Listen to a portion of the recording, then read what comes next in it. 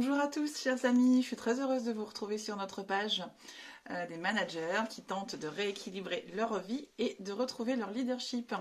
Alors ce matin, j'avais envie de partager avec vous un sujet autour de la prise de recul. Je pense que c'est un sujet dont on a tous entendu parler. On a toujours quelqu'un qui vient nous dire mais prends du recul. Alors vous verrez, je viens de publier ce matin une petite photo, un petit montage avec cette notion de prise de recul avec une petite carte. Une carte oracle, une carte message que j'utilise régulièrement puisque elles ont le mérite de nous faire prendre conscience de ce qui est important sur le moment présent.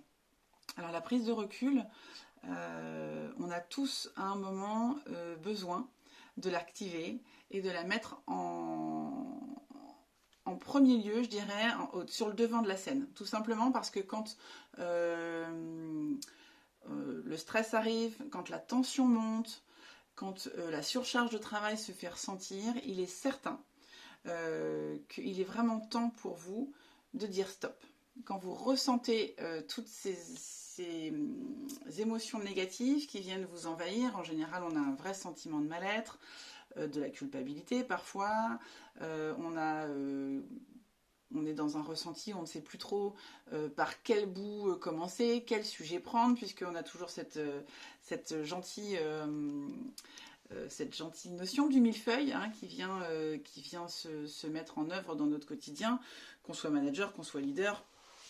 Dès lors qu'on a des responsabilités ou un travail qui va générer ce type d'action, il est vraiment important de se dire stop. Stop, j'ai trop de choses, il y a trop de sujets qui se bousculent dans ma tête, du coup je perds en efficacité, je suis archi stressée, je vais m'énerver sur les gens, je vais m'énerver au boulot, je vais m'énerver à la maison. Donc stop, on se pose, on observe, on prend le temps d'observer ce qui se passe autour de nous. Quels sont les différents sujets qui cohabitent à ce moment-là? Et là, on écrit, on se pose. On pose et on se dit, voilà, c'est quoi la priorité? Je fais un petit flashback, je me mets en arrière, je deviens un observateur de ma propre vie, de ma propre situation, je recule.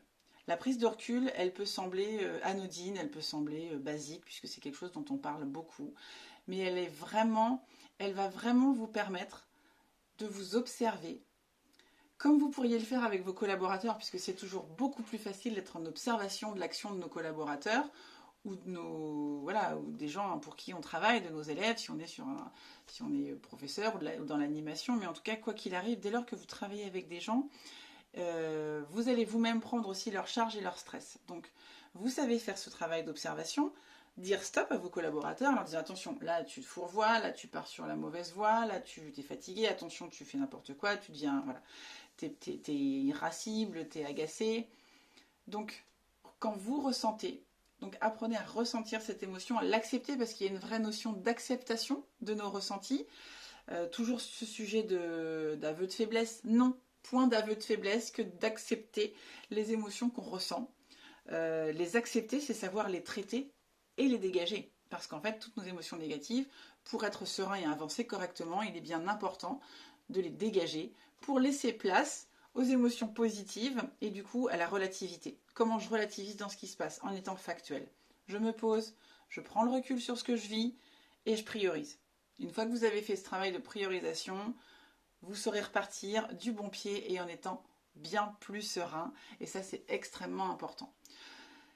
Dans mon programme Manager, rééquilibre ta vie et développe ton leadership, ce sont des sujets, c'est un des sujets que je travaille avec des exercices vraiment très simples et factuels qui permettent activement et simplement de revenir à l'équilibre dans votre quotidien et de ne plus perdre pied et surtout de vivre sereinement à la maison et au travail.